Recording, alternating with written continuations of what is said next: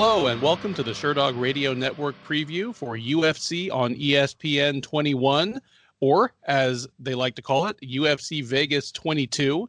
I'm Ben Duffy of Sherdog.com. With me, as always, is Keith Shillan. Keith is executive director of the Loudmouth MMA Podcast Network, as well as the Sherdog Radio Network, where he is the creator and host of numerous shows, including MMA Past, Present, and Future, and, of course, the Shillan and Duffy Show, which you are listening to right now. Keith, how are you doing today? I'm doing great, brother. How you doing, man?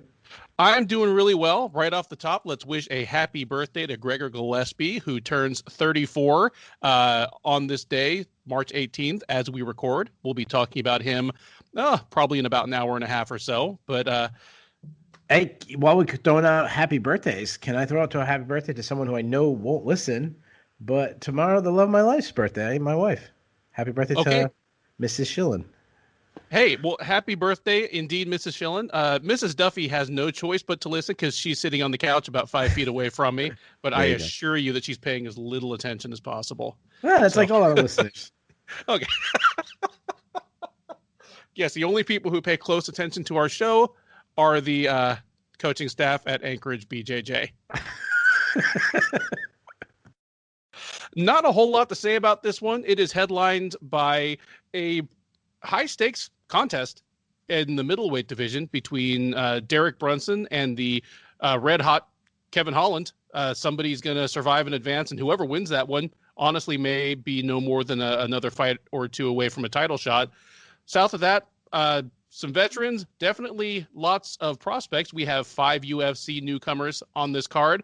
You and I were talking off air about this just before we started recording. Sounds as though our level of interest and excitement for these prospects may vary a little bit. So it'll be interesting as we get to each of those, how we feel about that. It also features, I believe, the second married couple ever to fight on the same UFC card in the form of JP and Cheyenne Bays. Anything else you want to add before we dive right into the card, Keith? Just going off again on placement. I always say, like, placement of bouts make no sense. I don't understand why, good prospect like Grant Dawson and Leonardo Santos, he's 41, say what you want about him, but he's got a very good record in the UFC. Why that fight is on the prelims, and like Max Griffin continues to get on the main card, though he's, a B-level UFC fighter at best. How Harry Hunsucker is on the main card. Just placement is always confusing. Always confusing. If there's a logic behind it, I have not figured it out in almost 20 years of watching the UFC, but that's okay because we're going to talk about all 12 of these fights in whatever order they want to give them to us. Right off the top, we have a matchup in the women's bantamweight division. A battle of the Julias, as Julia Avila takes on Julia Stoliarenko. Avila, the 32-year-old, is 8-2 overall. She is 2-1 in the UFC, having fought most recently back in September and lost a unanimous decision to Sajari Eubanks, which snapped a 4-fight winning streak for her. She'll be taking on Stoliarenko. The 27-year-old Lithuanian is 9-4-2 overall. She is 0-2 in the UFC, those losses being separated by almost 2 years, however, with a 5-fight winning streak in between. Her UFC return was last August. She lost a unanimous decision to Yana Kunitskaya. Right now, Avila, one of the higher favorites on the card. She is out there minus 360 to minus 370. Stoliarenko available at plus 310 or plus 315. Keith, I'm going to say that a lot of times when there are two fighters that are relatively unproven at the UFC level, and the odds are this wide, I usually think they're an overreaction. I'm not sure that's the case in this case. I think Julia Avila should be a healthy at least 3-1 favorite in this fight.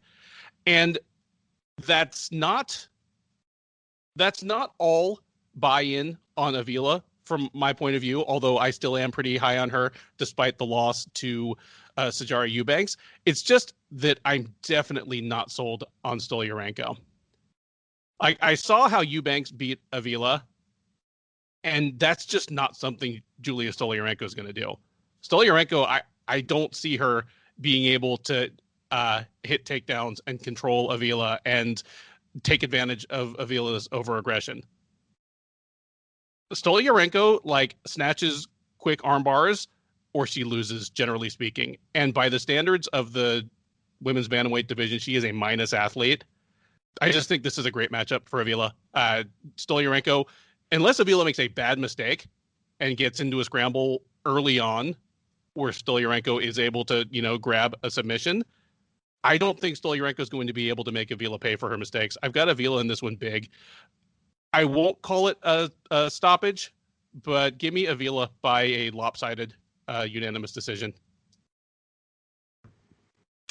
Wow. Yeah, you came out right out the gate like dropping hammers, like making a very, very confident pick. I understand it. Avila's got a lot of good skills. First of all, that stands out. She's just a big fighter for the weight class. She's a big bantamweight. She's more of a brute than an athlete. I know you talked about Stoliarenko being like a minus athlete. I don't think Avila's like a great athlete. I think she just I don't know. I feel like she'd be good in like bench pressing and stuff like that. She'd be strong or like not even like, I shouldn't say bench pressing, like strength at like picking up a keg or something. Like she's a brute. She's a high volume striker, good jab, throws combos, just kind of walks right through punches, and we saw that in pretty much every one of her fights. She hits hard. Defensively, she keeps her chin too high, which is actually going to be, I think I mentioned chin too high a lot. That's going to be a big theme for this card. She'll toss in a quick high kick. I like her step in knees or step in elbows. She gets some clinch takedowns. However, she was taken down by Sajara Eubanks, where she was a big favorite in that fight, and she struggled to get off bottom. Now, she was attacking with some submissions off the back, almost on 2 occasions caught Eubanks in a triangle, but she only has 1 submission on her record, so I think that might have been more Eubanks, baiting her into those submissions or not really worrying about the submissions that they were close. Moving on to Sterlenko. Sterlenko is also a big bantamweight. She is extremely aggressive on the feet. Though she's, like you mentioned, she's not a great athlete. She's kind of flat-footed. She drops her hands, but she's unorthodox, has a herky-jerky style. But she throws hard. She throws wild. She's very hittable because she just runs aggressively into punches, which would be funny considering both her and Avila are very aggressive on the feet. She does have power, though. She'll throw in a quick high kick. She loves a Superman punch to kind of close the distance. Her clinch striking's not bad. Her elbow in the clinch that she did to Lisa Fervosa is one of the worst cuts I've ever seen. One of the bloodiest fights in MMA history, definitely in women's MMA history. Though, as I used to think that was a strength of her last fight against Yana Kunitskaya, she got brutalized in the clinch. You mentioned it that she wants to get an armbar, and she'll get the fight to the ground any way possible. She'll jump to guard. She'll throw an Imanari roll. She is, as you mentioned, armbar specialist. She's got so many first-round submissions. The other thing I like about her is that she has, she's a former, she's headline Invictus and stuff like that. She's former Invictus champion. She'll go 25 minutes. I am not nearly as confident as you are. I think this is a tough fight to call. Avila is really good on the feet. But she showed some holes on the ground. Stoliarenko is tough on the feet because she's got such a weird style that you really can't train for. Though she's not nearly as technical as Avila. However, if she gets it to the fight to the ground, she could end it. And we're gonna disagree right away. I'm gonna say that she does. Avila just really worried me after the last fight that she couldn't get up from bottom. I think Stoliarenko gets to the ground somehow. And I want to say that she does catch the armbar. So you were going, I think you're going to lock in. You're locking the night. I'm going the opposite. Right out the bat, I'm throwing my upset special. Stoliarenko at plus 350. I say she gets it done. Oh, man. Well, it's gonna be a wild night on the preview. We can tell already. Next up in the men's flyweight division, the first of the aforementioned 5 debuting fighters on this card. And this one is not one of the short notice ones, but a gentleman who comes to the UFC through the time-honored, at this point, route of Dana White's Contender Series. That would be JP Buys. The 24-year-old South African is 9-2 overall. He won choking out Jacob Silva with a guillotine choke all the way to sleep back on the Contender Series in November.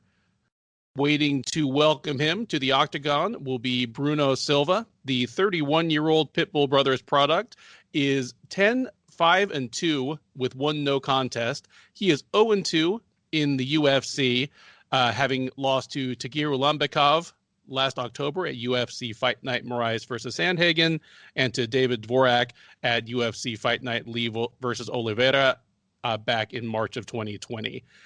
Odds on this one, nonetheless, fairly close. Buys is out there as a minus 155 to minus 160 favorite. You can get Silva on the comeback around plus 140.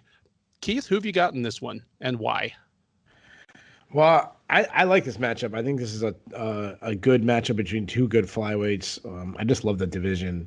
I'll start with the newcomer, JP Buys. He's a Contender Series guy. He has 2 losses in his career. One of them was to Joby Sanchez on the Contender Series, which is not a bad loss at all. The other one was a DQ, which led to a post-fight brawl. And I think he avenged that loss too. He's very strong, classic wrestler boxer, nice pop in his strikes. Can really box it up in the pocket. His hands aren't that fast, and he's got a little bit of defense flaws, keeps his chin high. I should probably ring a bell every time I say that tonight. Though I like that he hides a high kick behind his punches well. Doesn't check any leg kicks because he's a wrestler, very heavy on his front foot. He is an elite level wrestler. I mean, this guy competed in the World Championships. Going back to the Joby Sanchez fight, he suplexed Joby Sanchez on the Contender Series. Good in scrambles, though I'm surprised how often he's actually been taken down in the past for such a high-level wrestler. But if he gets on top, we saw in his last fight against Jacob Silva, good top control, good top pressure, some solid ground and pound. The only other thing that if it's a real heavy wrestling match I might be a little worried about is his cardio. As he was beating Joby Sanchez and kind of gassed out and led to Joby Sanchez coming back. Move over to Bruno Silva. Lots of movement, fast hands, tight boxing, throws combos, decent pop. Go back to his David Dvorak fight. He almost knocked Dvorak out in a loss. A lot of calf kicks. He was hurt to the body by Dvorak, which I don't like to see. Can sneak in takedowns of himself. He's got some good entries. He's a Brazilian black belt, some slick back takes, though he was out wrestled in his last 2 fights that were losses to Ulbektov and Dvorak, and he slowed down late in the fight against Dvorak, which might have been the difference. I like Bruno Silva. Unfortunately, he is matched again against a wrestler that could probably out wrestle him, and this is the best wrestler he's faced, since he's been in the UFC. So I expect Buys to get some takedowns, use some heavy top pressure, and I think he wins a decision in his UFC debut. Yeah, I feel what you're putting down here, because I feel as though Silva is better than his record and his work in the UFC so far has made him look. But JP Buys is the absolute worst guy to try to prove it against, because even if Silva gets out wrestled badly in the early going, if Buys starts to fade, if his cardio starts to fade, Silva's cardio has really not been a strong point for him either. So I just don't see there being enough in the tank for him to take advantage, even if it gets to that point. I'm with you. I think JP Buys wins his UFC debut by decision. I'm not going to pick him to get the finish here, even though he is, he is a good finisher just because, he's so aggressive on the ground once he gets people down there, both with ground and pound, and, willing to grab submissions. I'm not picking it to happen here, but yeah, Buys by decision. Next up on the UFC Vegas 22 prelims, it is a bantamweight matchup between Montel Jackson and Jesse Strader. Jackson, the 28-year-old, is 9-2 overall. He is 3-2 in the UFC. He fought most recently last July at UFC Fight Night Figueiredo versus Benavidez 2, where he lost a unanimous decision to Brett Johns that snapped a 3-fight winning streak in the octagon for Jackson. He will be welcoming the newcomer, Strader. The 29-year-old Californian is 5-1 in his young mixed martial arts career. He is obviously 0-0 in the UFC, but he comes in on a 2-fight winning streak. Both of those fights, however, having taken place all the way back in 2019, it will have been over a year and a half since he has appeared in any sort of ring or cage. As it stands, Jackson is the highest favorite on the card. He is minus 650 to minus 675, depending on where you look. Strader, plus 475, up close to plus 500 as the massive underdog. Jackson's nickname is Quick, and it is definitely true. Strader's is sui generis, which means one of a kind or unique. I don't know whether that's true. Keith, does he have any unique opportunities to pull off the massive upset here? Yeah, I mean, he has a unique opportunity to be such a huge underdog and pull off an upset. I mean, I've already picked my upset special, so I'm not going to do it again. This is a little bit of a mismatch, and that's why the odds are saying the way it is. Jackson, southpaw, he's very big for the weight class. I mean, he's got a 75-inch reach. They're going to talk about the size of his extra large gloves. Fast hands, throws straight punches down the pipe, kind of developing some power. His last fight against Brett Johns, he hurt him in that fight. He's a good clinch fighter. I would say he's an underrated wrestler. He can get some takedowns from entries, but he also likes like judo, foot sweeps. He's got good ground and pound. He will grab, those big hands I'll mention. He'll grab an arm and then kind of control it and then slide an elbow. The issue, though, is why I said he's an underrated wrestler offensively, and I think he's actually pretty good defensively. In his 2 losses in the UFC, he's been arrested to Ricky Simone and Brett Johns. Now, move that over to Strader. I only did, a little bit of tape study on him, pulled up some of his combate fights. His only loss was to Marcel Rojo, who we just saw in the UFC, I think it was last week. He fights behind a high guard. Even though he fights behind a high guard, he's very hittable. He backs straight up, doesn't check leg kicks, hands are kind of slow, throws from his hips. He does throw combinations, and he's fun. Like he'll be entertaining. He loves to go to the body. In fact, he dropped Rojo with a body shot. Didn't finish him, but actually dropped him. Obviously, didn't finish him. He lost to him, but he hurt him to the body. But he targets the body more than he actually targets the head. It's pretty crazy. He's got some good power. I like his calf kicks. I am worried about his chin, though, as Rojo hurt him bad. He also got beat up in the clinch by Rojo.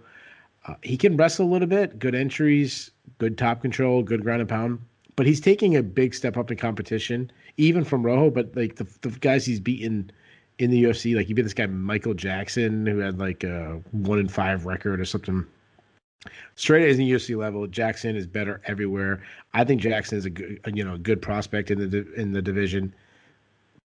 I say he styles on him and then finishes him. You know what? I originally wrote down second round, but I'm going to go first round. I say Jackson takes him out in the first round.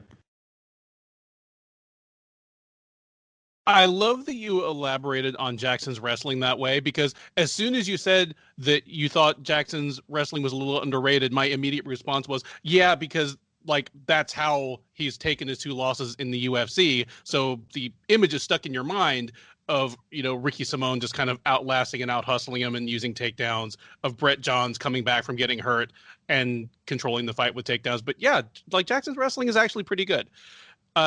If you're a 5'10" bantamweight, and your legs go up to your sternum, you're always going to give up a takedown to good wrestlers in your division. But I don't think it's a particularly weak point for him. Everything you said about Jackson's striking is dead on.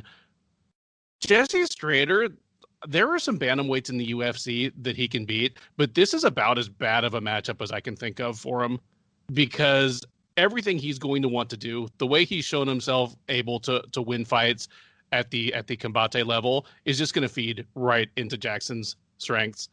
Uh, yeah, this is going to be time on the gunnery range for Strader. I could certainly see him getting finished in the first round, but I'm going to say Jackson is just going to have the slight bit of caution of taking on such an unknown quantity as such a high favorite and not wanting to get not wanting to like open the door to the huge upset. So I'm going to say that Strader makes it to the second round, but give me Montel Jackson by second round TKO. With that, we come to a middleweight matchup between Trevin Giles and Roman Dolidze. Giles, the 28-year-old Houston native, is 13-2 overall. He is 4-2 in the UFC. He is on a 2-fight win streak, having taken a split decision over ultra short notice James Krause back at UFC 247 last February, then knocking Bevon Lewis out in brutal fashion at UFC on ESPN 17 in November.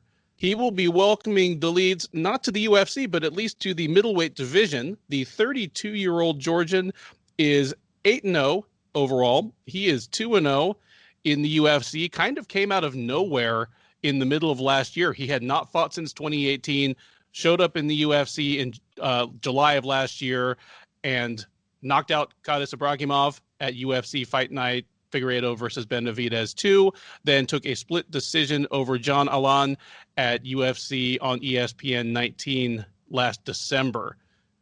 Dolidze, despite being new to the division, is the slight favorite over Giles. He is out there around minus 140. Giles available at plus 115 or plus 120 as the slight underdog. I have got to say that I'm surprised that Dolidze is doing this. And furthermore, I'm surprised that he is a bit of a favorite. Dolidze, if you don't remember or if you haven't seen him, he is a yoked guy at 205. At 205, he looked like a guy who probably had to cut a lot of weight. He is a physical specimen. His upper body in particular, he is a heavily muscled guy. Just big chest, big shoulders, big arms. I didn't expect much of him when he debuted against Ibragimov. I mean, I expected that he might beat Ibragimov just because Kadis Ibragimov was not one of the best light heavyweights we've seen in the UFC. Like I believe he was on both of our cut list after that fight because that was like his fourth straight loss. But Dolidze, there is something about him that reminds me of Ovince St. Preux. And it's not the exact techniques that they use, but it's that if you ask me what it looks like when Ovince St. Preux fights, I'm just stuck. I've seen the guy fight 15 times and I'm like, he kind of just stands around there and moves his hands around and then he'll like throw like a high kick and then all of a sudden there's a scramble and he's throwing a shoulder choke on a guy. He just has this kind of disjointed set of skills that they don't really coalesce into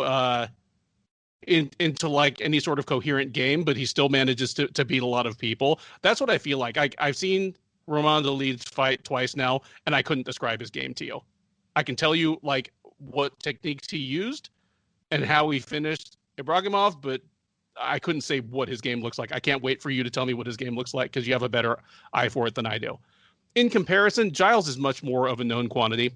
He is a sharp boxer with good power in his hands. He has good kicks. He is a more than serviceable offensive wrestler when he feels like it. I'd say he's an average defensive wrestler. He can be taken down. I don't know that I have faith in Dolidze to make 185 and have anything to offer here. And until I see it, I guess I'm not going to believe it. So Dolidze has never lost before. I'm not going to pick him to just like come out and get knocked out flat, but give me Trevin Giles by decision, probably, pulling ahead in the later rounds, just as he outlasts and exhausted Dolidze. What a homer. Obviously, you picked the guy from Houston. But are you going to pick against the cop? Yeah. See, this is the only fighter in the world that we agree on. Like the Venn diagram intersects. Trevin Giles, the Houston cop. Like we both got to like him. Yeah. If we ever need a third host, Trevin Giles is our pick. Yeah. Yeah, I'll break down his style. I think you broke down Trevin pretty well. He uses a lot of movement. I think his last fight against Bevan Lewis was one of his best performances of his career. Kind of seeing a guy who's progressing. Fast hands, nice power, a lot of kicks. His jab is his everything. He's got a stinging jab. He throws like an up jab, similar to the way Floyd Mayweather shows it, and that's because he keeps it down by his side. He can hurt you with a jab. I mean, he dropped Bevan Lewis with the jab. Uh, Dominic Cruz pointed out though that he can be, he can have some low output, not be that aggressive. He can kind of look for the perfect punch. He keeps his hands low, which hurts you defensively, but helps him in his jab because, like I said, he throws an up jab and he comes from a little different angle. He's physically strong. He's willing to just push against the fence, grind against the fence, slow you down that way. Has okay entries. I wouldn't say he's a great wrestler, but he can get the fight to the ground. Though he doesn't look to wrestle often, he did show some improving defense against Bevan Lewis. He tried to close the distance a couple times. Though sub defense is still a little worrisome to me, as he was caught in back-to-back fights and guillotine chokes. Movo Gillespie, he's simply not as good as his record would suggest. I said that last time we broke down film of him. Uses a lot of feints, though he's kind of slow because he's not a fluid athlete. He's a little stiff. Throws one strike at a time. He commits to the overhand right way too much. I actually think even though he throws the overhand right, I think his check left hook is his best punch. He does have power, as you mentioned. He's absolutely yoked out of your mind. But he loads up on everything, which will slow him down. Kicks are good though. His kicks are quick. He does check leg kicks, so I like that. He's a solid wrestler. He's a legitimate submission threat if he can get the fight to the ground. He did in his last fight. So there was a little bit of parity. He was kind of abandoning in his wrestling. He did not do that in his last fight. You're a homer for picking Trevin Giles because he's from Houston. Well, I'm a homer because I'm picking him because he's a police officer. So that's it. I say he pieces him up and he wins the fight. This is a close. This is not one of the best fights on the card. But I'm not going against my fellow police officer. So give me Trevin Giles by decision. Bonus question: Does Roman Dolidze make weight tomorrow morning? You know what? We've had a fairly uneventful week. I mean, we did have Johnny Eduardo fight get canceled because Johnny Eduardo is never going to fight in the UFC again. He's been out for like 5 years. And then we got Harry Hunsucker on the card because we need Harry Hunsucker on the card. But other than that, it's been pretty uneventful. So I will say no, he doesn't. And he's taking it on short notice too. Yeah, I mean, maybe he's getting an arm like amputated right now. Who knows? But I'm with you. Or he looks ghastly and ghoulish when he gets up there. Is always possible as well. But yeah, I guess we'll see. It's not often where Trevin Giles is the guy coming into the fight and not being the ripped one. Yeah, because I mean he's a pretty built dude, but yeah. Next up, it is a lightweight matchup that stands out for if it is possible to quietly go on an impressive winning streak in the toughest division in the sport. These are two gentlemen showing the way to do it. It is Grant Dawson and Leonardo Santos. Dawson, the 27-year-old Nebraskan, is 16-1 overall. He is a perfect 4-0 in the UFC since joining off of the first season of Dana White's Contender Series. Most recently, he fought Nad Narimani at UFC Fight Night Figueiredo versus Benavidez 2, winning by unanimous decision. Before that, he choked out Derek Minner in what I believe was a 150-pound catchweight bout back last February. He'll be taking on the aged or ageless Santos, not the oldest fighter on the card, the oldest man on the card. Santos, the 41-year-old Brazilian, is 18-3-1 overall. He is 7-0-1 in the UFC. He is on a 6-fight winning streak in the UFC lightweight division. And if you didn't know that off the top of your head, it is because it has taken him 7 years to rack up those 6 wins. He fought most recently last July taking a unanimous decision over Roman Bogatov at UFC 251. Before that, he last appeared in June of 2019, knocking out Stephen Ray at UFC Fight Night Gustafsson versus Smith. Before that, he had been off for almost 3 full years. But he is back. He is looking as good as ever. And again, this is about as quiet and unorthodox a matchup as you can get between two guys that are a combined 11-0-1 in the UFC. Keith, we were talking just a bit in between segments here. Santos, I mean, he's doing great anyway, but he's a bit of a what might have been story. When he went on that 3-year hiatus, that was off of a 3-fight winning streak that included Anthony Rocco Martin, Kevin Lee, and Adriano Martins. He had to have been on the cusp of the top 10 just at that point. If you stuck together the winning streak he's on right now and had just done it in a timely fashion, like at least fighting twice per year, he would be a top 10 fighter right now. Yeah, you might. I think you're right. I mean, a win over Kevin Lee is fantastic. Even though it was a long time ago, that's still a really good win. Yes, because that's something that people still don't do to Kevin Lee. No, you know? That's the guy in the co-main event. You know how fighting Kevin Lee goes. Yeah. Yeah, we'll get to that one for sure. Yeah.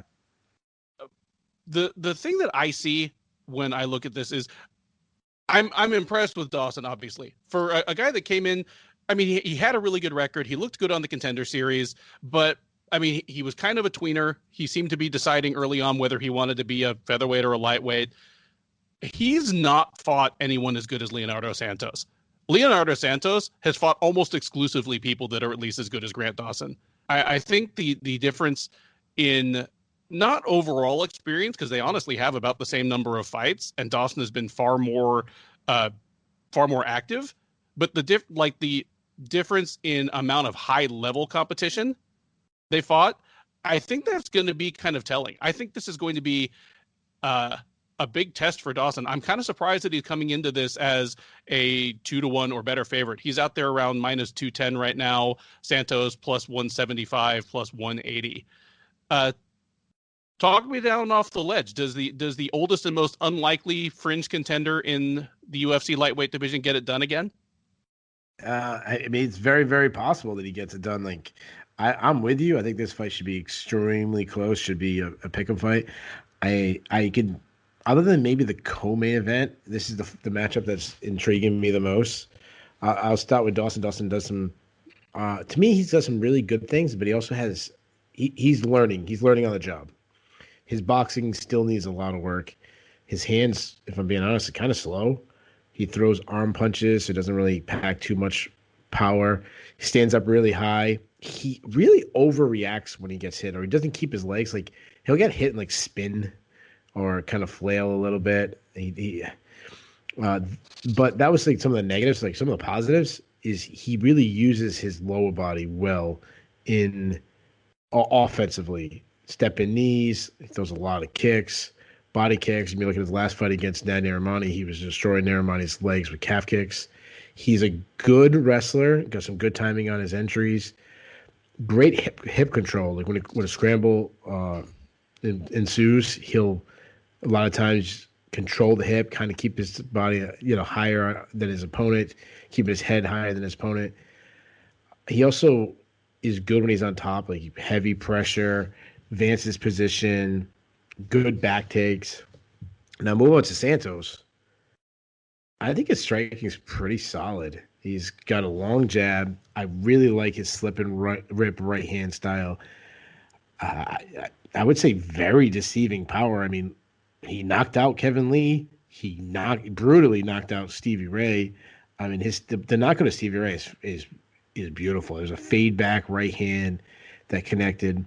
He does keep his chin a little high, back straight up, but he throws a lot of kicks. And the reason why he throws so many kicks is because he baits you into trying to take him down. Because if you take him down, you're going against a 4-time world champion in Brazilian Jiu-Jitsu, who's half his victories are by submission. And if you don't take him down, he can sneak in and take down himself. So, You know what? I'm going upset again. I think Santos has the advantage in the boxing, and I know he has the advantage in the Brazilian Jiu-Jitsu. So shout out to, former Loudmouth MMA host Craig Allen, who always was talking up Leandro Santos. I say Santos catches him in the second round, and you know what? I haven't done this in a long time, but I'm taking an upset as my lock. I, I'm going bald. I'm going to say the old man does it once again. So give me Santos. I'm taking that one to the bank. Outstanding. All right. I'm with you on the upset. I mean, you might have felt that I was slightly building towards that as I introduced the two fighters. I'm with you. I think I think he is just a smoother striker than Dawson, and probably even has more raw power, even though Dawson has good power when he lands, just because he throws hard. But yeah, I'm with you. I think he's going to hurt him on the feet. Dawson reacts like a wrestler. He's going to want to take him down, and if he does, especially if he's dinged up or compromised at all, that's not a good place to be. Give me Santos, and I'm gonna be a little different from you just by saying third round submission. But yeah, I've got Santos in the upset here. The old man is not quite done yet, and yeah, I mean, what a story if this guy starts flirting with the rankings in his 40s, because this is not a division where fighters typically age well. I mean, name me the top lightweight over 40 ever. It's just not happened. Yeah, I don't know.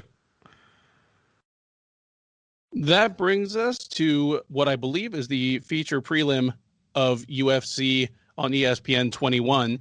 In the women's bantamweight division, it is Macy Chiasson versus Marion Renault.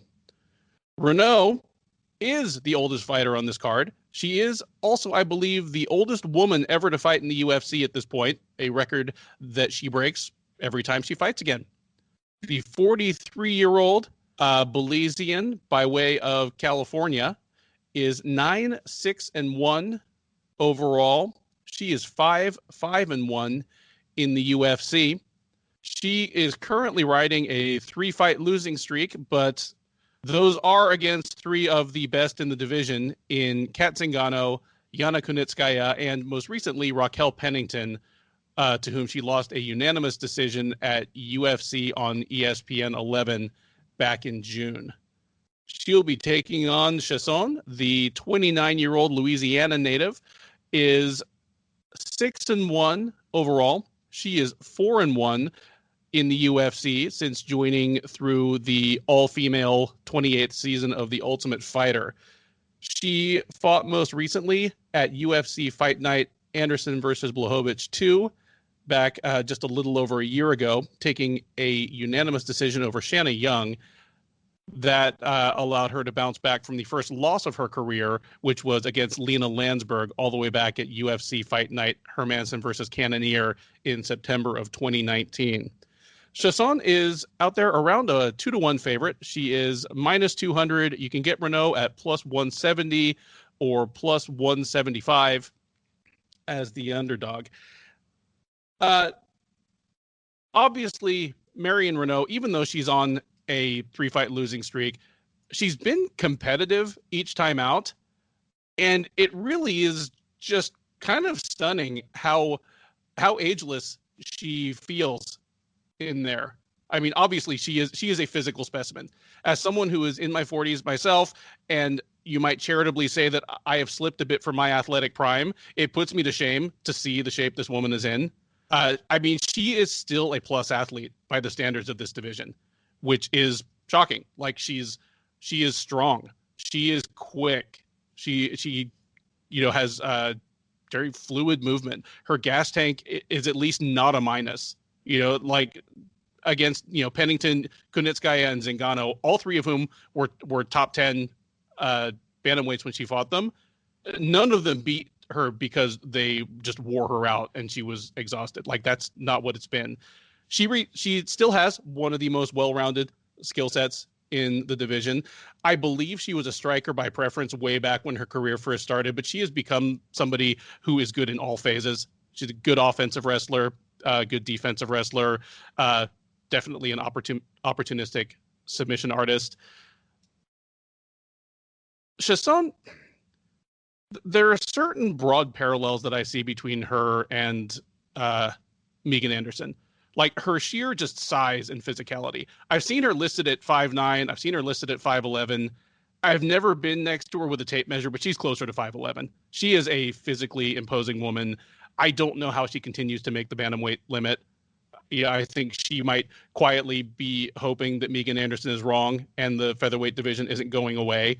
Because as she gets ready to pass age 30, I don't know how long it's going to be reasonable to expect her to make 135 pounds. But she also reminds me of Megan Anderson in that when you are that tall and, like built that way, defensive wrestling will always be a bit of a liability. But what I like about Shillan's game is she's embraced a willingness to become more of an offensive wrestler. Like her win over Pani Kianzad was kind of an eye opener to me because I expected Kianzad to be the better wrestler and then to have the advantage once they got to the ground. And instead it was Shillan who was able to get takedowns late and choke her out. I know Macy Shillan is a strong favorite here, and there's always the chance that this will be the fight where Renaud just goes off a cliff athletically, just age finally catches up with her. But I'm not picking this to be that fight. I think Shillan will hurt her on the feet. Shillan is definitely dangerous in the clinch, but I expect Renaud to be able to survive, to wear Shillan down, and she'll be the fresher woman in the third round. And give me Renaud by third round.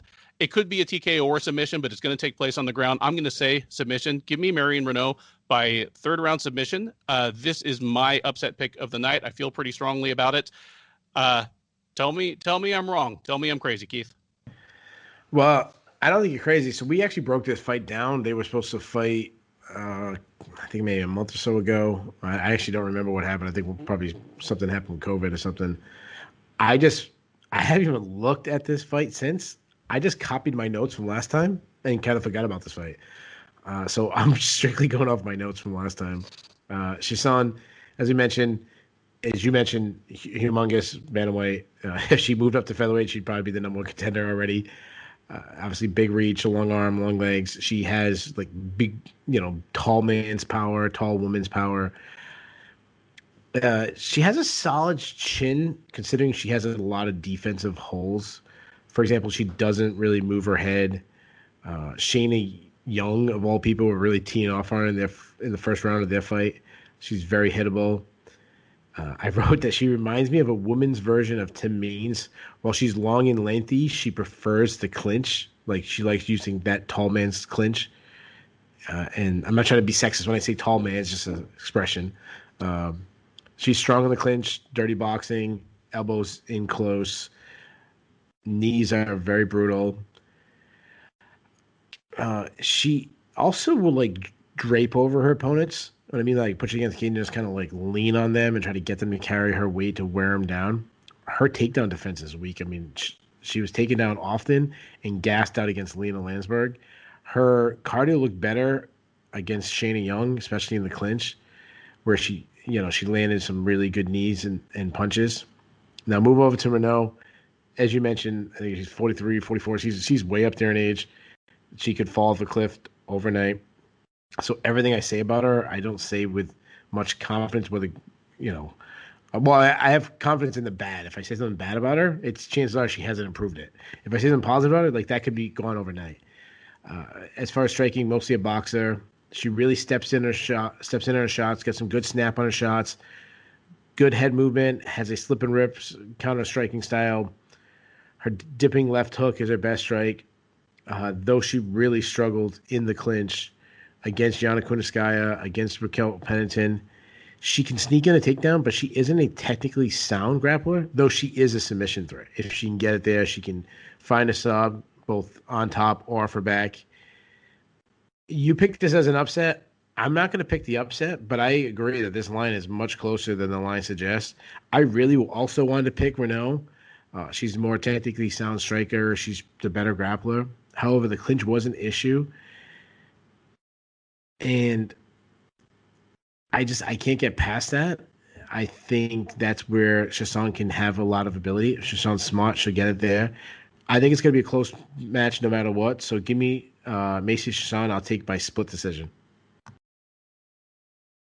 The UFC Vegas 22 main card kicks off with the obligatory heavyweight slobber knocker as Tai Tuivasa welcomes short notice opponent Harry Hunsucker to the UFC. Tuivasa, the 28-year-old Australian, is 10-3 overall.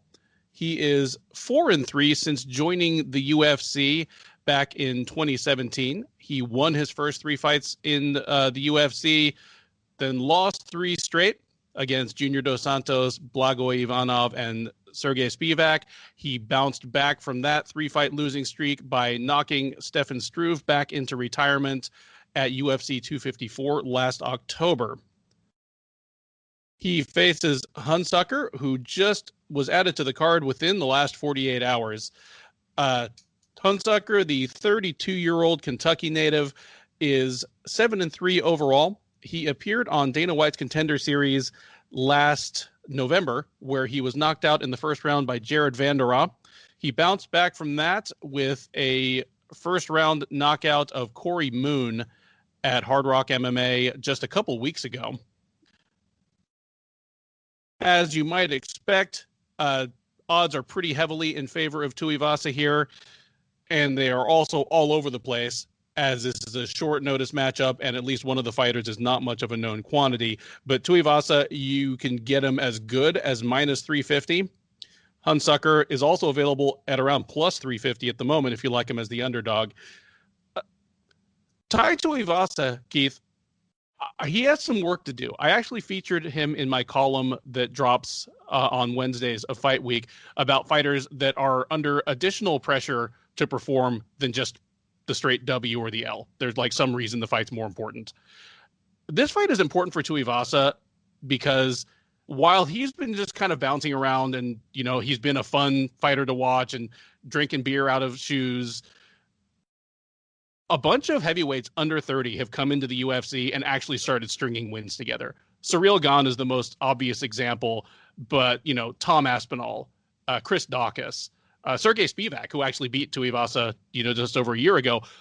All of a sudden, the UFC heavyweight division that's been just an old folks home for what feels like forever, it is undergoing, I think, its biggest youth movement in almost 20 years. Like the last time the division was this full of kind of up and coming young fighters, we were talking about like Rico Rodriguez, Josh Barnett, and Frank Mir. Yeah. Well, hell, we were talking about Andrei Arlovsky, and Arlovsky's like 42 now. If Tuivasa, he'll probably stick around the UFC for a while, but if he wants to be more than the funny dude that drinks beer out of a shoe, it's go time, and he needs to blow away Harry Hunsucker.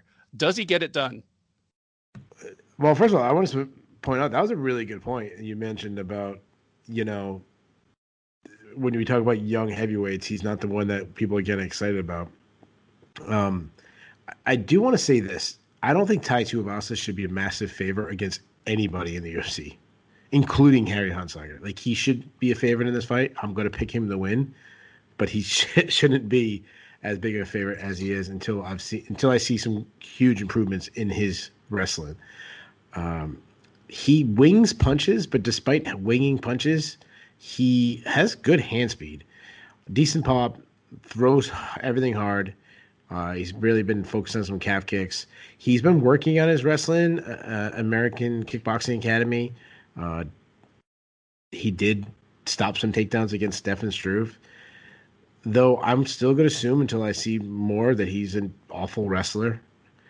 Sergey Spivak, as you mentioned, headlocked him, of all things, threw him, and he struggled to get up. Now move over to Harry Hunsucker. He's a Contender Series guy. If we recall, he got a very short notice fight on the Contender Series, and it's kind of happened again to him. So I kind of feel for him a little bit when he gets his opportunities, he's not getting much of a notice. He's aggressive. He sits on his punches, though he does keep his chin high in the air. He will throw some push kicks, some low leg kicks. I haven't seen much from him on the ground. He also, like, he started against Jared Vanderendt just a little. I don't know how long that fight went, but it was very short. He will gas out early. I've seen him gas out uh, in some regional fights against guys who aren't that good. When I did my contender series preview, I mentioned about the low level competition he's fought. I mean, I'm talking about low level guys, big fat guys. I compared it to guys that make Butterbean look like Sage Northcutt, like that kind of. He isn't a great athlete himself, and he's kind of just fat himself. And mind you, I'm saying this as a 39-year-old guy who could lose some pounds myself. So before someone mentions that, I'll admit it. Just when I thought we couldn't get worse than Tai Tuivasa versus Dontel Mays, we get Tai Tuivasa versus Harry Hunsucker. Who lost to Dontel Mays. Who lost to Dontel Mays. I say Tuivasa catches him in the chin.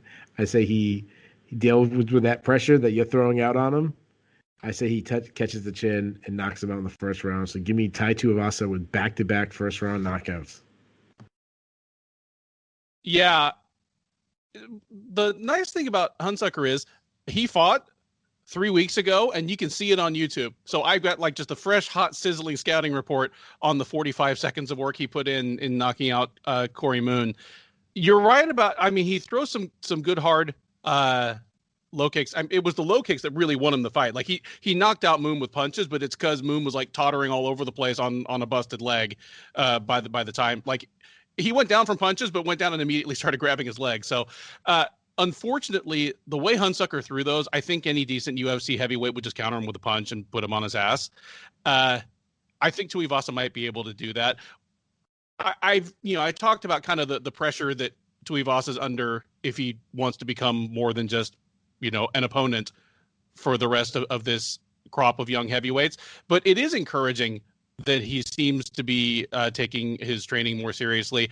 I remember being on a podcast. I was guesting on, a non-Sherdog podcast after the Blagoy Ivanov fight. So it was even before. First of all, how dare you? Hold on, I gotta stop that. How dare you? Oh, don't even. Like, if you're listening to this and you have a podcast, I will guest. I love guesting on podcasts. I'm just joking. Carry on. Yeah. I definitely can't write for any other sites, but I will talk your ear off if you want to have me on.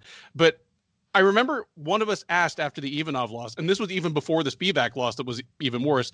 And the question was, do you think Tai Tuivasa trains? Like, full stop. That was the question. And we talked about it for a minute.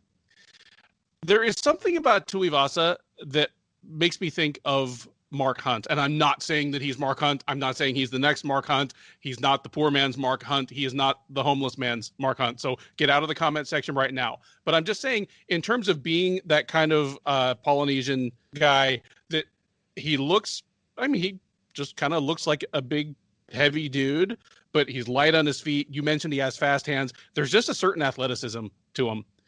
Unfortunately, he does not have the world-class kickboxing background of a Mark Hunt. And even more importantly, he does not have just the kind of weirdly impressive instincts on the ground of a Mark Hunt. Because Mark Hunt was the original, Derek Lewis, where it's just like, jiu-jitsu doesn't work on me. I'm just going to get up, or I'm going to bench press you and just kind of stand up. Tuivasa doesn't have any of that. But I have to imagine that the time he's spending at AKA, or the time he has spent there, will at the very least help him shore up his defensive wrestling. Like, how long could you stand to have Daniel Cormier styling on you before you're like, okay, I need to work on this? Harry Hunsucker, I mean, there are UFC level heavyweights he could beat, I'm sure, but Tuivasa is not one of them. I'm not super confident in this pick, but I am going to say Tuivasa by first round knockout, and God help us all if this thing goes past the first round. But yeah, I've got Tuivasa by first round knockout. He does survive, he does advance, and he takes one more step, towards being not just another guy in this heavyweight division. The main card continues onward with a welterweight tilt between Max Griffin and Kenan Song. Griffin, the 35-year-old Californian, is 16-8 overall. He is 4-6 in the UFC.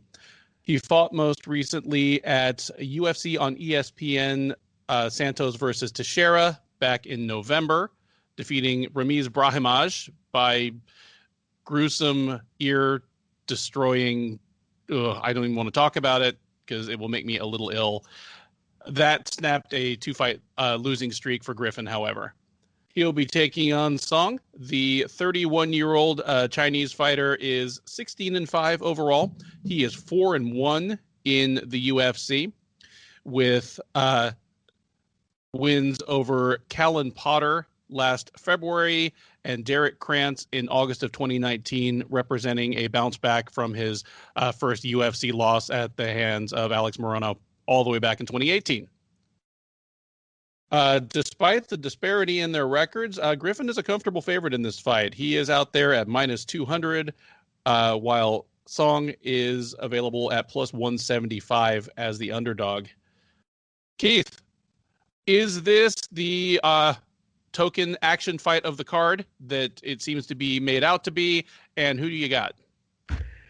Yeah, it definitely is that. For some reason, Max Griffin always finds himself on main cards. I remember he was on the main card of a pay-per-view once, fairly recent. I think it might have been his last fight too, or two fights ago. I think a lot of it actually has to do with Song being Chinese, like trying to, that's like still a market that they're really trying to get a foothold in. So as far as the actually matchup, who wins? Tough call. This is actually one of the, to me, I think is one of the most competitive matchups there is. I'll start with Griffin. He's well-rounded, despite having a losing record in the UFC. He's not a great athlete, but he's pretty technically sound. He's a pressure striker, fights behind high guard defense. I would say tight striking, works behind a jab. His straight right is his best punch. Headhunts a little bit too much. Does lack true one-punch power. He does have stinging power. He can take you out, but he's not going to – it's unlikely for him to have like a walk-off one punch, Mark Hunt type crushing knockout. He will mix in takedowns, and he'll get a lot of takedowns, though he's not a wrestler. I want to point that out. The NCAA wrestling tournament is going on right now. Max Griffin would not do well in it. He's not a wrestler. Though he does have good cardio, and he has just like a toughness. Like as the fight gets hard, he won't cower. He won't find it. Like he's mentally strong where he can battle through some matches. Move on to Song. Song's big for the weight class. That stands out to me. Solid boxing. He's a power puncher. Straight right hand I would say, is his money punch. His left hook is pretty good too. Throws lots of kicks. He'll throw occasional spinning attack. Some defensive holds. Lacks head movement is one of them that stands out to me. He's very physically strong though. Though I don't know how I feel about his grappling yet. Like he defends takedowns by looking for guillotines. He let Derek Krantz not only get in on his hips, he let Derek Krantz pick him up and slam him. That's not a good look. And Derek Krantz actually almost submitted himself with a guillotine. When he was taken down, he does get up pretty well. He doesn't stay on the bottom. And his cardio was similar to Max Griffin. I'm impressed. Like it was a close fight against Derek Krantz, and he pushed hard in the third round to get on the win. This is like I mentioned, this is a tough fight to pick. Song is younger, but he's taking a step up in competition, and I seem to always get Max Griffin fights wrong. I'm going to go with Max Griffin this time. I think you just got to outwork him in a really close, maybe a highly debated fight, and I say Griffin wins a split decision. I'm with you in this one being a tough one to pick. Song is, he's 4-1 in the UFC, but part of that is the result of very Chinese fighter in the UFC matchmaking, where they do try to find ways to justify keeping them on, to justify keeping them on roster. Whereas Griffin is, he's fought tough competition pretty much right from the jump. And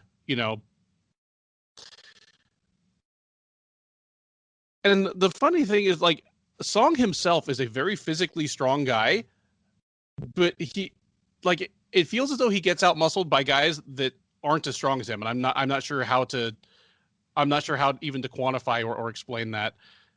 I do think Griffin wins this one. I like your classification of Griffin as someone who gets a lot of takedowns despite not being a great wrestler. Like there needs to be a name for that. because there are several fighters I can think of who kind of match that description, that they get takedowns and they seem to be able to get the fight to the ground when they want or need to in surprising ways a lot of the time without being like just a conventional wrestler.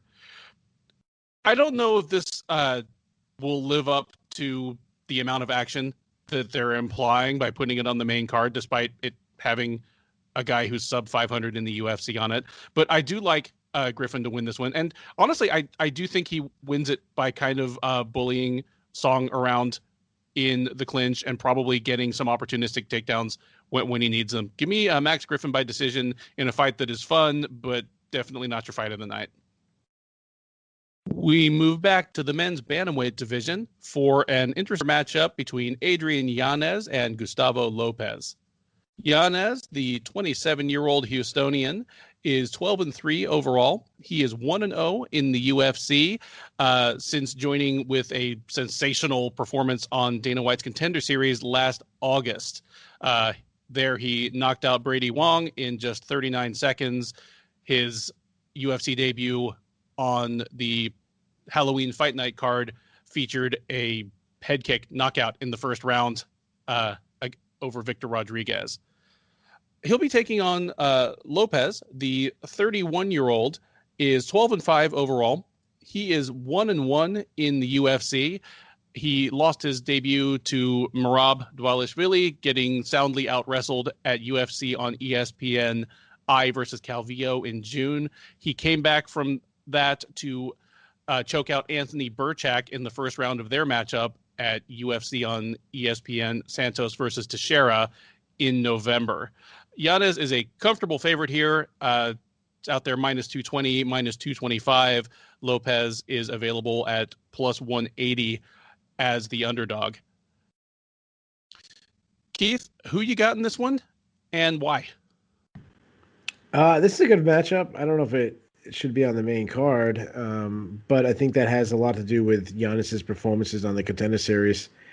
He's a stalking counter striker. He's very, very comfortable on his feet. He stays very relaxed, not a lot of tension in his arms, good vision, kind of sees everything coming at him, fast hands, nice snap on his punches, good timing, on his opponent's attacks, does slip an attack and leave himself in position to counter with power shots, which I like to see. We've seen his crushing high kick recently. He does need to start checking leg kicks, and that would be a problem against Lopez. He's not a good wrestler.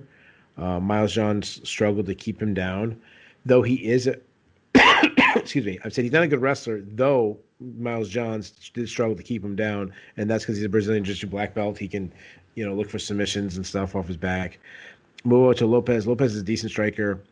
His left hook is his best strike. He's got some good power, does mix in takedowns well, though he was taken down about a dozen times against Merab, which, in fairness, everyone gets taken down a dozen times by Merab. He did do very well to get back up to feet, which is why Merab's takedown, added. A lot of it was mat returns, which we've talked about a million times. He jumps on guillotines, which doesn't help his takedown defense, but he almost caught Merab with it, in fairness. Though he puts himself in trouble by trying to chase it. He did have a pretty slick back take in his last fight against Anthony Burchak. Now, as far as the prediction goes, this is a sneaky bout. Lopez is a solid grappler, though Merab, took him down, but he had Merab in some scary moments. If he could turn this into a wrestling match, like he said in interviews, ready for cheap plug, Adrian Yanez mentioned to me in the newest episode of MMA Past, Present, Future, which actually just went up while we were talking.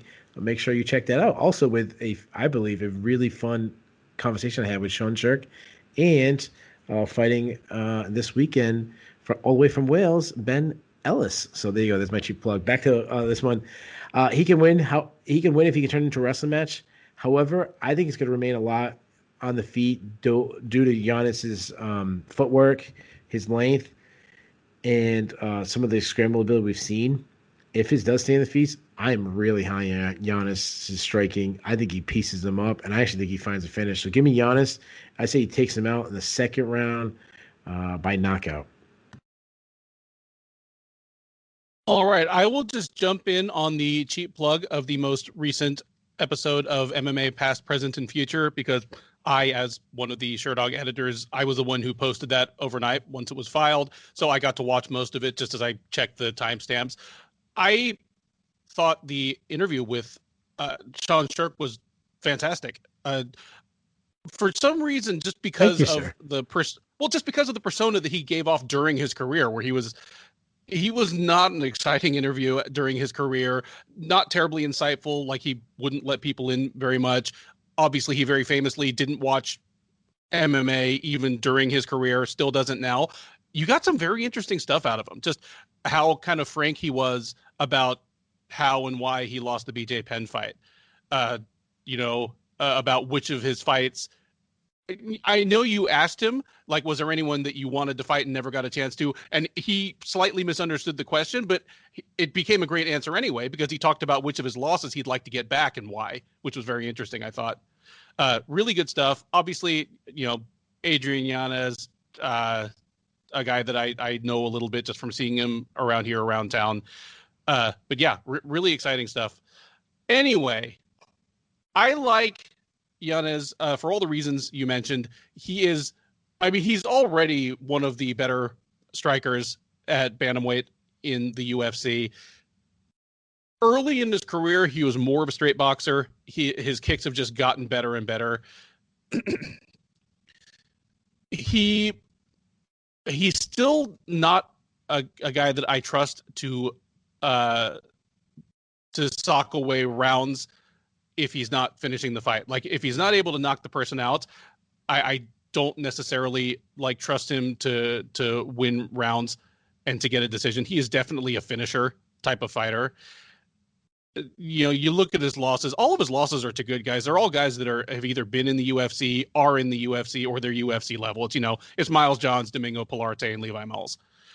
But in each of those fights, it's not that he was just completely outclassed. It's just that he has a game that's built to finish, not necessarily to win rounds, and he can be taken advantage of on the ground. Having said that, I don't think Gustavo Lopez is the guy to do it. I think Lopez is going to give Yanez exactly the kind of counter opportunities he wants, and I'm with you. I've got Yanez by second round knockout in this one. Next up, it is the very rare occasion of two debuting fighters debuting against one another this high on a UFC main card. In the women's strawweight division, it is Cheyenne Bays versus Montserrat Ruiz. Bays, the 25-year-old, is 5-1 overall. She is making her debut off of an impressive performance in taking a unanimous decision from Hillary Rose on Dana White's Contender Series last August. Ruiz, who is stepping in on relatively short notice, is 28 years old. The Mexican is 9-1 overall. She fought most recently at Invicta 41 last July, taking a first-round submission over Janeza Morandin, which allowed Ruiz to bounce back from the first loss of her career, which had been at Invicta 33 all the way back in 2018, where she lost a unanimous decision to Danielle Taylor. Bays, one of the stronger favorites on the card. She is minus 355. Ruiz plus 295, even up there at plus 300, it looks like. Keith, well, I was going to just ask, should she be a 3.5 to 1 favorite? Speaking, of course, of Cheyenne Bays. And do you think she's going to make good on that against the short notice opponent in Ruiz? Well, so there's a lot to unwrap there. So the first question is, should she be such a favorite? No, she absolutely should not be such a favorite. I already picked her husband to win. I like Bays. I liked her on the Contender Series. I mentioned, she got one of the highest praise of mine. She did take on a New Englander and Hillary Rose, who is not a UFC level fighter, and she kind of styled on her.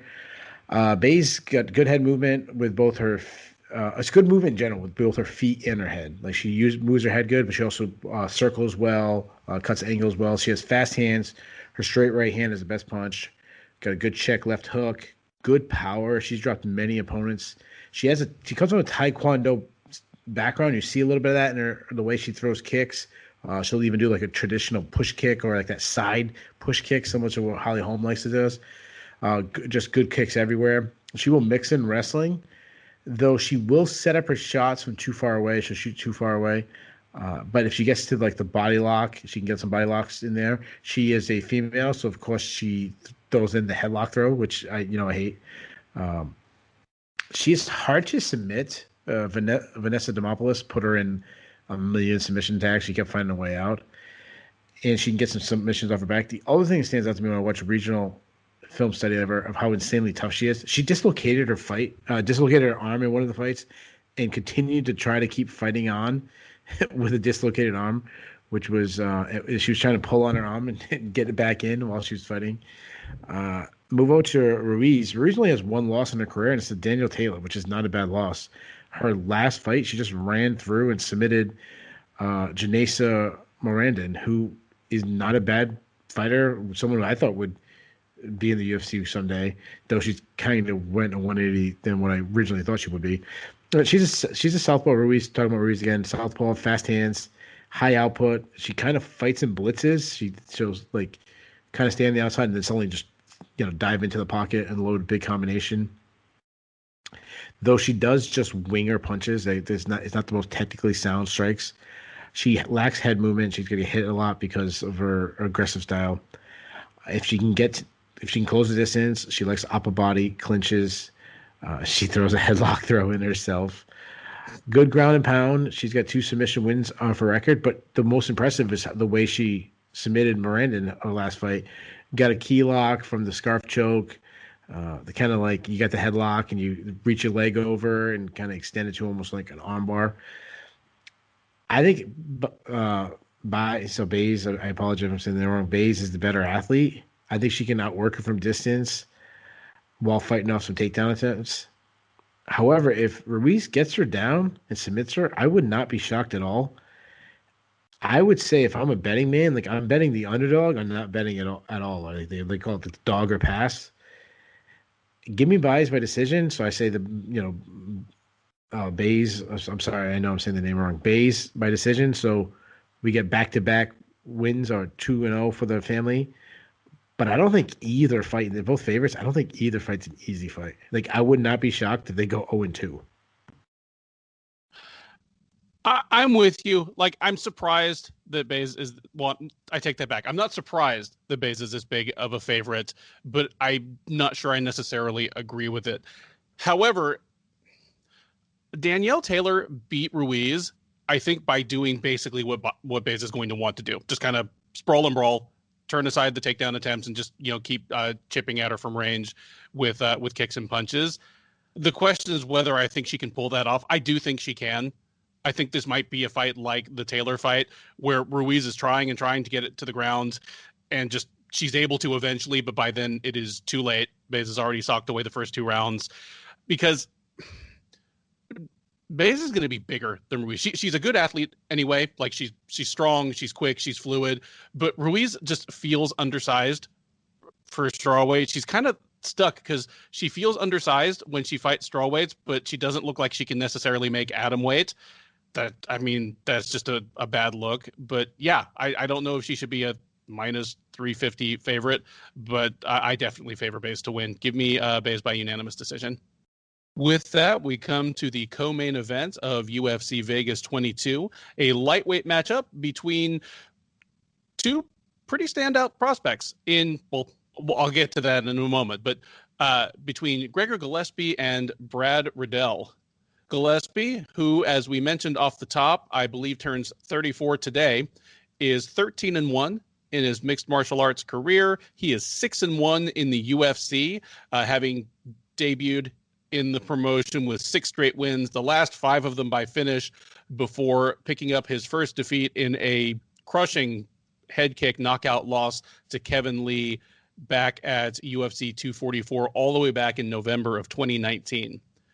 He faces Riddell, the 29-year-old New Zealander, is 9-1 overall. He is a perfect 3-0 in the UFC. He fought twice last year. He beat Alex Da Silva by unanimous decision at UFC 253.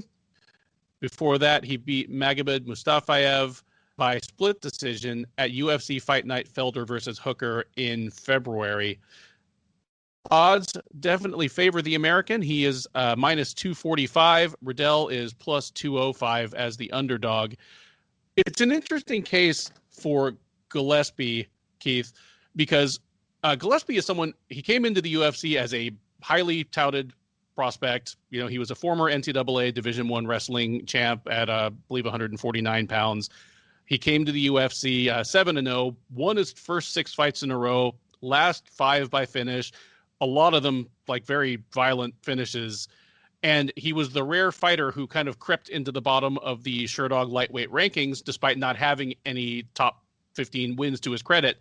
And to pull the curtain back a little bit, on the entire rankings panel, you were the person who was most against having him ranked. And that's not because you dislike Gillespie. There's like there are other fighters you thought had shown more.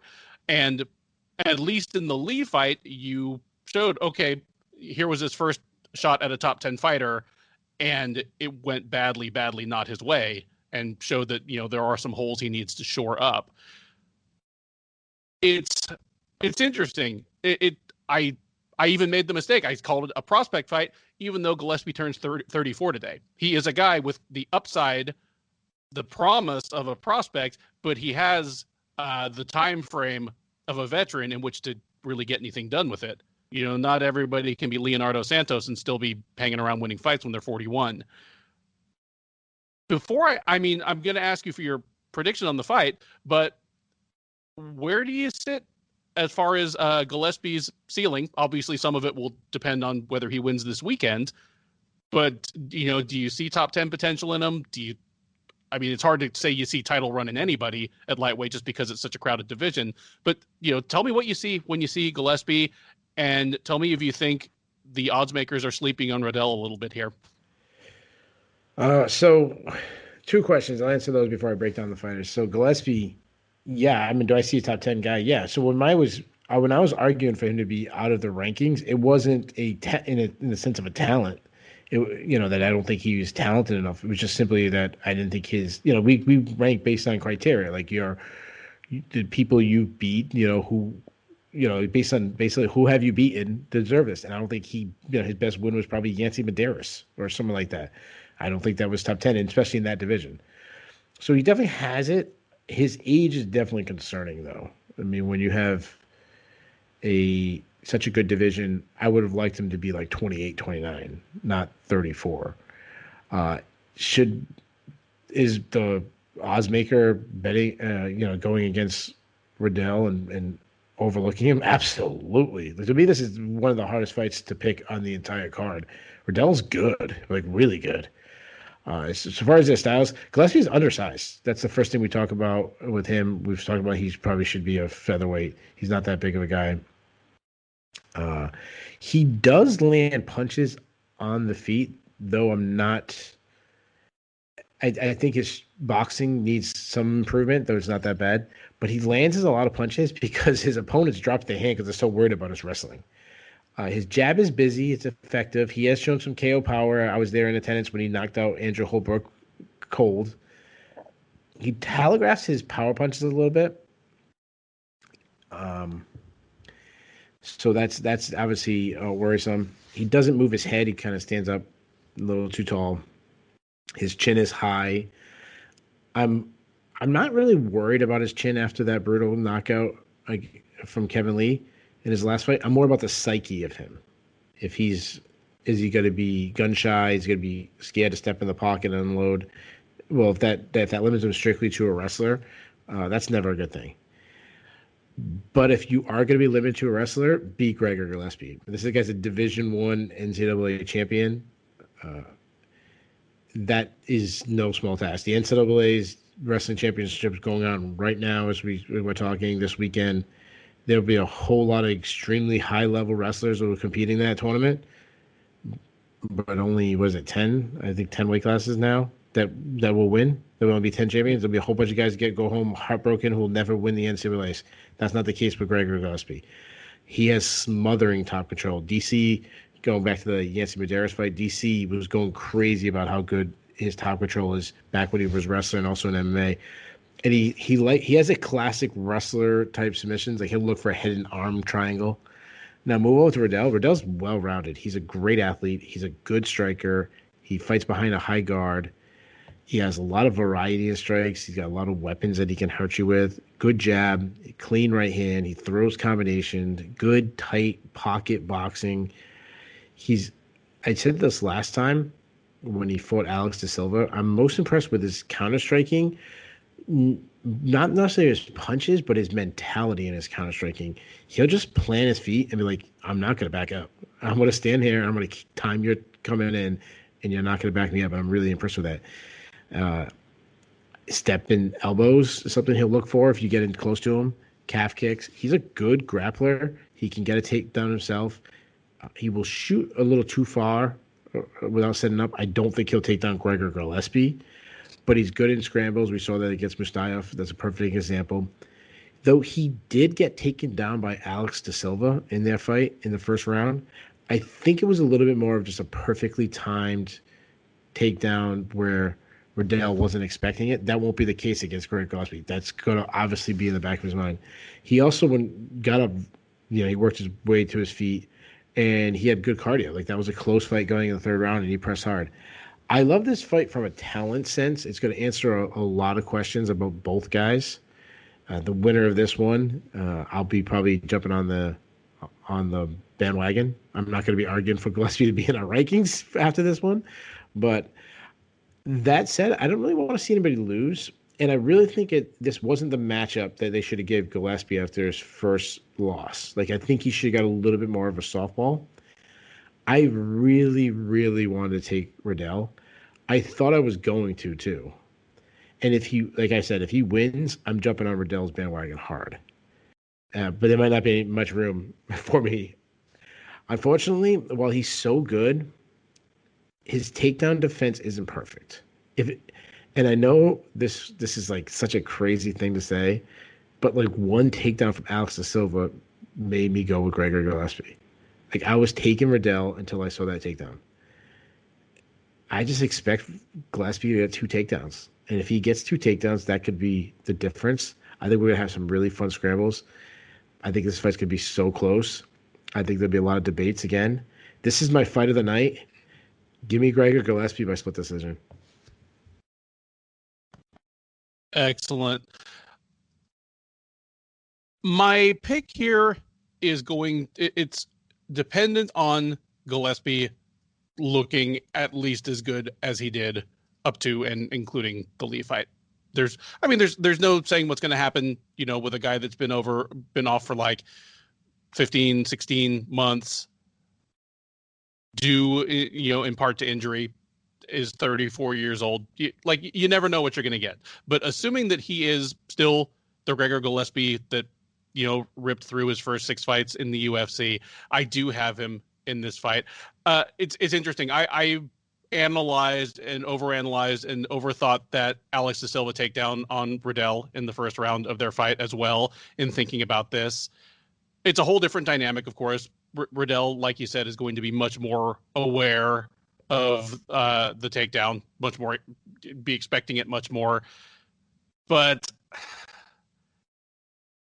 I'm with you. I think Gillespie will be able to get him down, and I don't even know how confident I am that Riddell's going to not just be able to get back up, but even survive down there in the second or third round. You look at Gillespie, he's got a lot of arm triangle choke submissions on his record. The arm triangle choke is, of course, it's a very heavyweight submission. It's also a very wrestlery submission. It's one that feels very natural to an elite wrestler. I think Gillespie is going to submit him. I think give me Gregor Gillespie in a very, very good fight by third round arm triangle choke, and we'll be back to arguing over whether he belongs in the top 15 or not. Just I saw what Kevin Lee did to him, but unless, like you say, it's broken his psyche and just makes him completely gun shy. That's not something that Brad Riddell is going to duplicate on him. It's time for our main event. Up to 5 rounds of middleweight action between the veteran longtime contender Derek Brunson and the red-hot Kevin Holland. Brunson, the 37-year-old North Carolinian, is 21-7 overall. He is 12-5 in the UFC. He is on a 3-fight winning streak, having beaten Elias Theodorou by decision back in May of 2019, Ian Heinisch by decision at UFC 241 in August of 2019. And in his lone fight of 2020, he knocked out and exhausted Edmund Shabazian early in the third round of their matchup in the headlining fight of UFC Fight Night 173 in August. Standing across the octagon from him will be Sherdog's 2020 Breakthrough Fighter of the Year, Kevin Holland. The 28-year-old Texan is 21-5 overall. He is 8-2 in the UFC.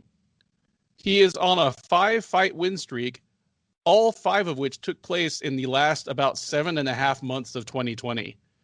The victims on that stretch: Anthony Hernandez, whom he knocked out in just 39 seconds at UFC on ESPN 8 in May; Joaquin Buckley, whom he knocked out in the third round of their matchup at UFC Fight Night Lewis versus Olenek in August; Darren Stewart, whom he defeated by split decision at UFC Fight Night 178 in September. On a quick turnaround and against a short notice opponent in Charlie Ontiveros, he injured him into submitting with a slam in the first round. And then to top it off, in December, knocked out Ronaldo Jacare Souza with punches from the seat of his pants at UFC 256. Perhaps reflecting just how impressive that streak has been, Holland is the favorite in this fight, and the odds this week are creeping ever further in his favor. Right now, as of Thursday evening, he is minus 175, where you can get Brunson at plus 158, it looks like, is the best available odds on him. Keith, who do you have in this one? And assuming there's no weird controversy, there's not a disqualification for the third week in a row, how close is the winner of this fight to a middleweight title shot? I mean, a lot of this has to do with what Adesanya wants to do. They're a lot closer now with Jan Blachowicz winning. But, I mean, Adesanya is talking about Darren Till and maybe Vettori.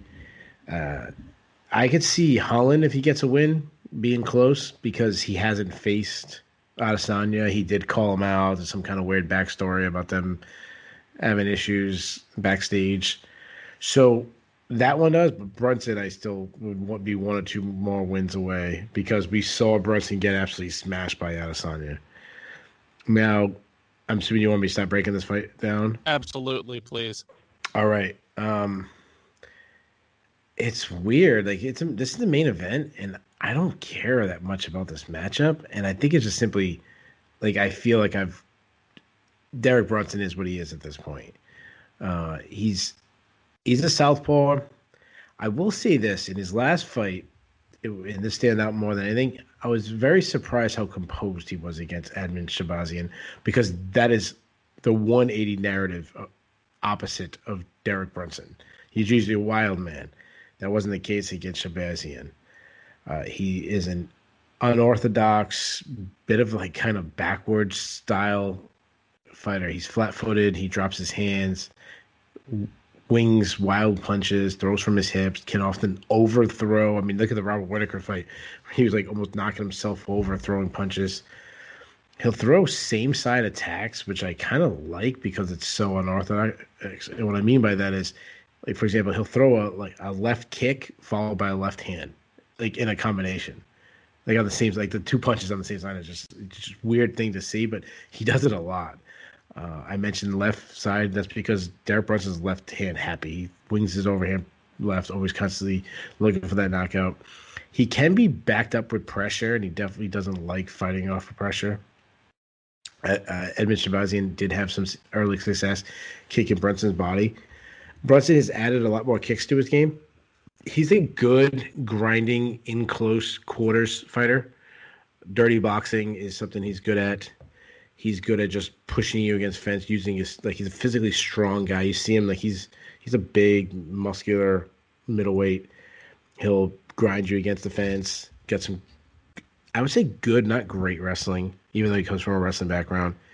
But he'll reach it kind of like almost like Michael Chiesa style, where he doesn't really shoot. He'll just reach on a single leg and get it. And he's also good at striking when you want to wrestle, and then when you start thinking about his striking, he'll come in for an entry on his wrestling. On top, he's not really much of a submissions ready. He looks for ground and pound. Now move over to Kevin Holland. He's a long and lengthy guy, pretty elusive. He's got some good movement. He does also throw from his hips a little bit, but it's more of a Trevin Giles style where it's coming from different angles than it is unorthodox, like little up jabs and stuff like that. He's very relaxed for a young fighter. I've noticed that he doesn't really panic. He's developing some power, a nice snap. I mean, he's got good accuracy. He does well on the outside or all the way in. The mid range is not a strength, but that's not a strength for Brunson either. So that's not a bad thing. He kind of lulls a little bit and then explodes with stuff similar to what we were talking about Ruiz on the card, where he'll lull and then kind of explode to the pocket and land shots. Looks for push kicks from range. He does well to not get caught clean, something similar to what Anderson Silva does, rolls a lot of shoulder rolls, something you see a lot of boxers do, not necessarily MMA fighters. It's good when he's rolling. It's not good when he's pulling back. He has been caught pulling his head straight back.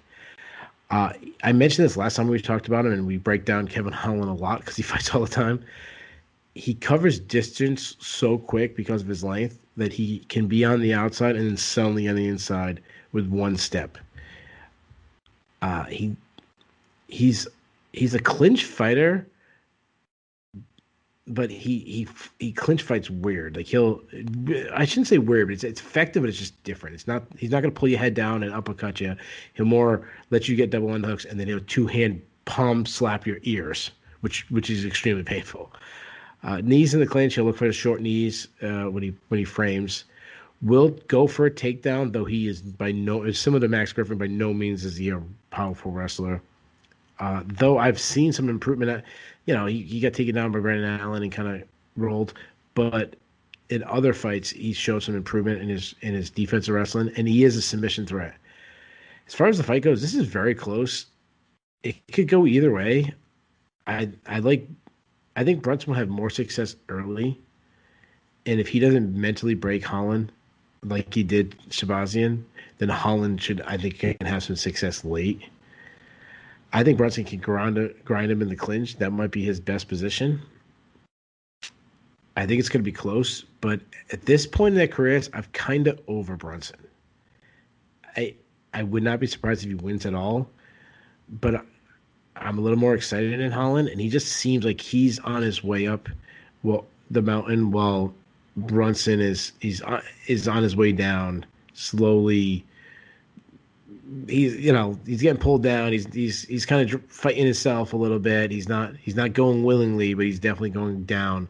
So give me a Holland in a close decision, not the fight that gets to him.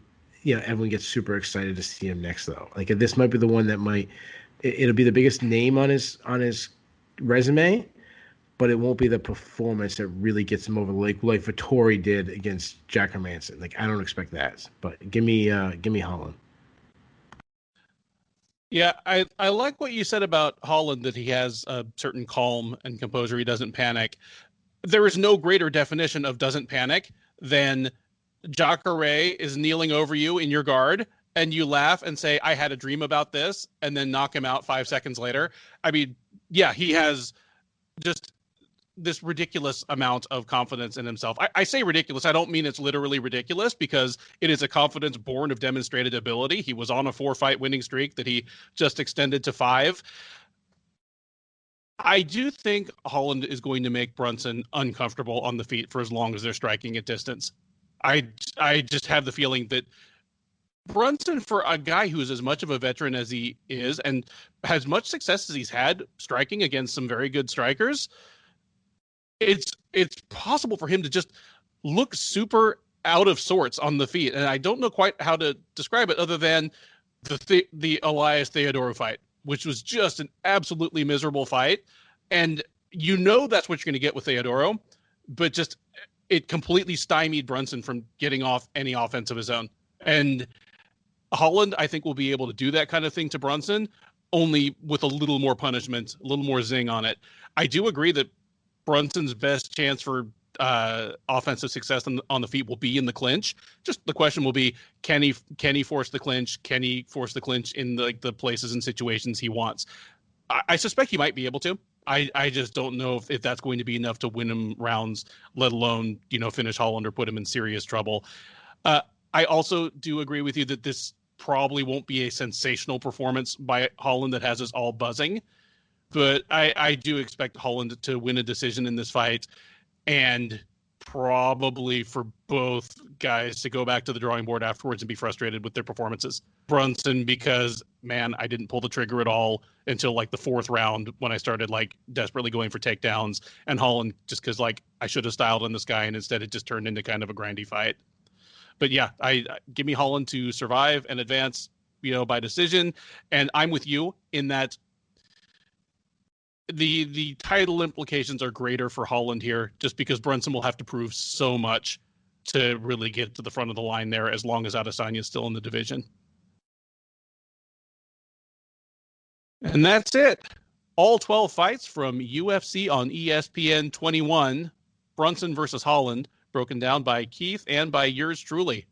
Enjoy the fights this weekend. Be sure to come to the Sherdog front page or the Sherdog YouTube page to join Keith and me for the live recap immediately after the main event. We will be taking your questions and comments.